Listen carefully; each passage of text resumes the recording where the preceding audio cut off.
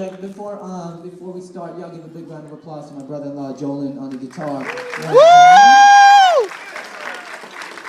Cool. So we've been in New York, upstate New York, all week while starting yesterday, and so we've had some amazing shows. And every time we come to upstate, we always have an amazing time. Like I pretty much know the area already because we're here so often.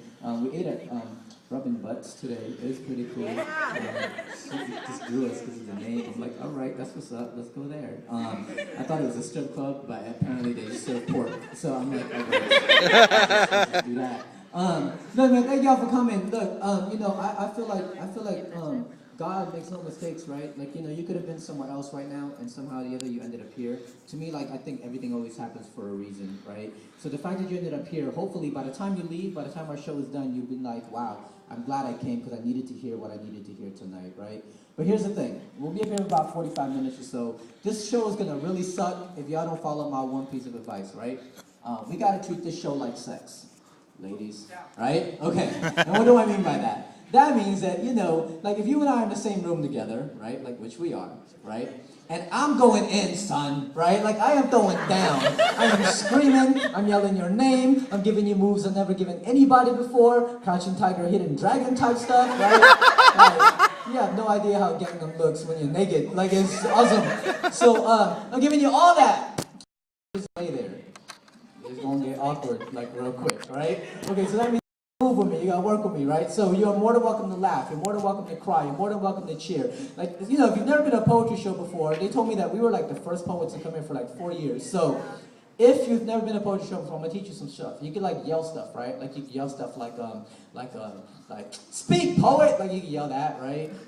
Or you could be like, go in, son, like you can yell that, right? Or you can yell my new favorite one, you can just be like, say it with your chest, you can do that, okay? If you don't want to do that, you can do the other one that he does. You can just be like, yo, learn today, right? You can do that one also, right? And if you don't do any of that, you don't want to scream, you can just say stuff. You can just like do stuff like, right? Or like, ooh, or whatever. Or you can snap your fingers, do whatever, right? Put it this way, the more reaction you give me, that lets me know that I'm doing my job and we're going to move forward, right? So if y'all ready for a poetry show, make some noise. Woo! All right. Just so y'all don't think that poetry is always like all sad and sweet and, flowery and stuff, we're going to do something fun, right? Here's my disclaimer. I can only do this poem for maybe 3 or 4 more years, because I realize that every time I come back to do a school, I've grown up to be a year older, but the audience has stayed the same age, right? So eventually, like, this generational gap between us is going to go really wide, and I won't be able to do this poem anymore. But so far, I found that everyone's still old enough to know the things I'm about to talk about in this poem. So, if you remember what it was like growing up in the 90s, make some noise. Good. Oh, okay, good. So here's what I'm going to do. I'm going to do this poem, and if you hear something in this poem that you remember growing up, then you need to be the one to scream louder than everybody else, right? Why? Because I don't want to feel old up here, all right? It makes me feel old. So if you yell, that lets me know, okay, good, they know what I'm talking about. Now, in a situation where you don't yell, then that lets me know you have absolutely no idea what I'm talking about. And in a situation like that, I will stop in the middle of the poem, and I will give you the background origins of where that part of the poem came from, okay? It'll be like History Channel up here, yeah? You got it? Yeah? Here you go. So I want to love you like the 90s. I want to love you like gazelles and cross-color overalls. I want to love you like a new pair of Filas and K-Swiss kicks. I want to love you like Junior Dance 1996, where you and I can rock the same outfit, airbrush t-shirt and oversized flannel. You with the Aquanet hair, the fan above your forehead. Me with a Gumby flat top that leaned to the side. Taking prom pictures, posing next to a plastic pillar with a castle in the background. I want to love you like the 90s. I want to love you like Jordache backpacks and Trapper Keepers. I want to love you like you love your beeper, Motorola Bravo, clear case with a chain on it. And when it goes up, you'll know it's me because I'm the only one that beeps you 143. Love. See, who doesn't know what 143 is? Raise your hand. I'm gonna school y'all. You're gonna learn today. Okay. Okay, for those of y'all that don't know, okay, so back in the old days, right, before we could text message people, you can only beep them. And if you beep somebody 143, that means I love you, right? Because it was 1 letter in I, 4 letters in love, 3 letters in you. So y'all get it? Oh snap, y'all can switch out your Instagram and Twitter names.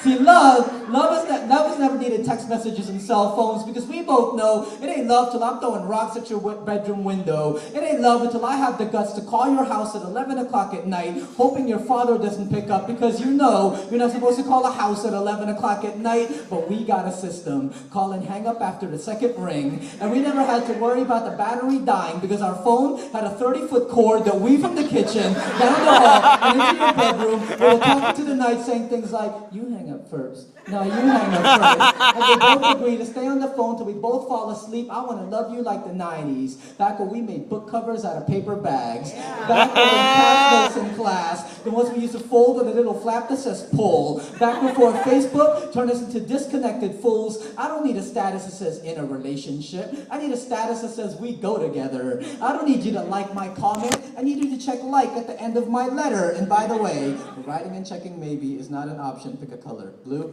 B-L-U-E. You do like me. I love you like the 90s. Back when love was as reliable as TGIF on Friday nights. I love you like that. Make you the Kelly to my Zach, the Laura to my Urkel, the Gina to my Martin, the Topanga to my Corey. I love you like the 90s. Back when MTV actually played music videos. My favorite one played, which at the time was Boyz II Men on Bended Knee. I would run from across the room with a tape recorder and press it up against the television speakers. If you listen to my tapes, most of my songs have my sister's voice in the background and me going, shut up, I'm recording. I love you like the 90s. Back before iPods made music too complicated. Love never needed 2,000 songs. It only needed 3 albums. Together Forever by Shy, Heartbreak by New Edition, and the Boomerang soundtrack. I want to love you like the time way back when lyrics could describe exactly how I feel. I want to love you like the 90s. Back when making a playlist meant dubbing you a mixtape. I want to love you like cassette. The kind of love that even when it gets tangled, we just have to stick a pencil into the spool and reel it back to normal. I want to love you like portable Sony CD players. The kind of love that even when it gets scratched, we just have to wipe it on our sleeves because love is easy to touch. To make it move, I want to love you like Nintendo. And